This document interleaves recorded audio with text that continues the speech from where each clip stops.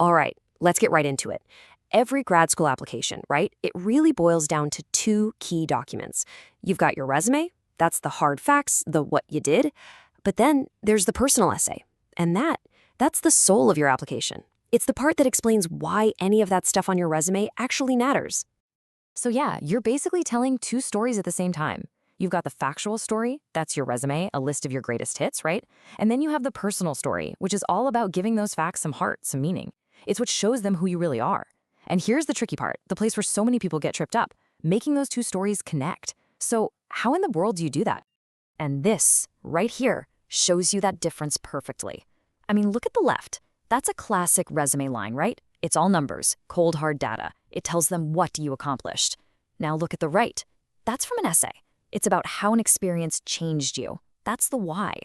One is pure fact. The other is all about feeling. Your whole job in this essay is to build a bridge between those two things, to show exactly how the what created the why. Okay, so how do you actually pull that off? How do you tell that personal story in a way that really lands? Because let's be real for a second. This isn't undergrad anymore. The game has totally changed. What works for you back then, well, it's just not going to fly this time around. And this is so important. Grad school admissions folks, they're looking for a completely different level of maturity and self-awareness. The stakes are way, way higher, and your story has to show that you get that. So the big question is, what do they actually want to see? It really comes down to these 5 things. They're looking for leadership, right? They want to know you're someone who's going to contribute, not just sit in the back of the class. They want to see real, genuine passion, because honestly, that's what's going to get you through those tough late-night study sessions. And sincerity, man, that's huge. It shows you know who you are. And guess what? Your essay is pretty much the only place you can really show them all of this. Okay, that's what they want, but how do you deliver it? Let's get tactical. We're going to break down 3, let's call them narrative tools, that you can use to build your story and make your essay totally unforgettable. First tool is what we call forging your own path. You know, there's this myth that you have to show this perfectly straight, predictable career journey. But honestly, that can be kind of boring. The truth is, a winding, unexpected path can be way more interesting. This tool is all about showing them how you connected the dots, how all your different interests came together to lead you exactly where you are now. And check out how this applicant just nails it. She started out as a ballet dancer. You can't get much less of a straight line to studying nutrition than that. But she beautifully explains how her passion for psychology and health all clicked into place, leading her to this one specific field. See? That's a story about discovery, and that's so much more powerful than just a boring list of jobs. All right, tool number 2, conveying leadership. Now listen up, because this is key.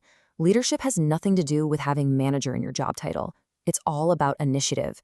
It's about that time you saw a problem, you came up with a plan, and you got other people excited enough to help you fix it. Here's a perfect example. This applicant was a Peace Corps volunteer. Now, she could have just run the girls' leadership camp the exact same way it was run the year before. Easy, right? But she didn't. She saw how important it was to those girls, saw its potential, and took it upon herself to double its size. That's not just checking a box. That's real leadership. And that brings us to our third and maybe the most important tool of all, sincerity.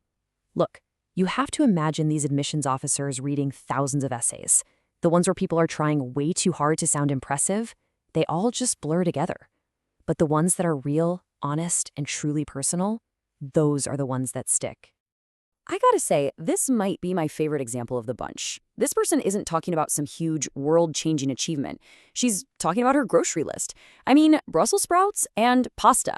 But through these tiny, honest details, you get this amazing little window into her personality. It's so human, so real.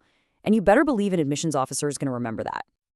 All right, so we've got the big picture tools. Now, let's get into some rapid-fire, down-to-earth advice straight from people who've been there, done that, and got the acceptance letter.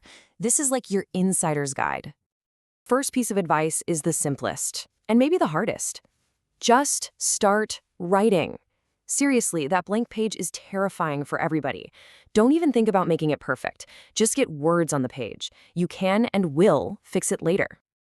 Next up, sound like a human being. Please, please do not break out the thesaurus for every other word.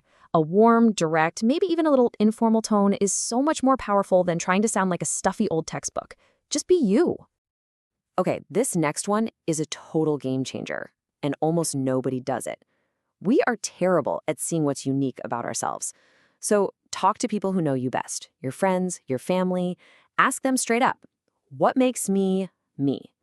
The answers might just blow your mind and give you the key to your entire essay. And last but not least, this simple command: make your passion jump off the page. Don't just say, I'm passionate about this. Ugh, no. Show them. Let your real excitement shine through in your words. Make them actually feel it. All right, let's bring this all together. Remember how we started? We talked about those two stories, the facts on your resume and the passion in your essay.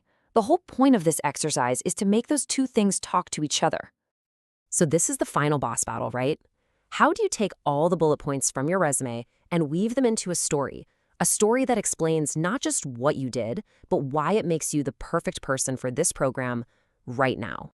The secret is to stop thinking of your essay as a separate thing. It's not. Your essay is the color commentary for your resume. It's the story behind the stats.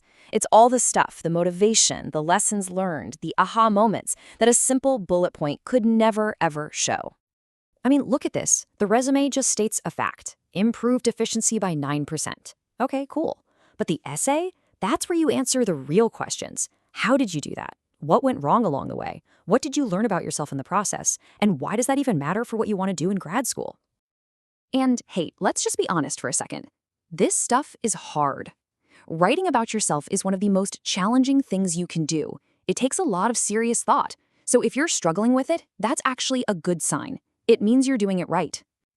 Just think about everything you've done to get here. All the exams, all the projects, all the late nights. This essay, this is your moment. It's your final chance to make all that hard work count and speak directly to the people making the decision. So when you finally sit down with that blank page, I want you to ask yourself one question. Just one. Forget trying to impress them. Forget what you think you're supposed to say. Just ask, what is the story that only I can tell? When you find the answer to that, you've found your essay.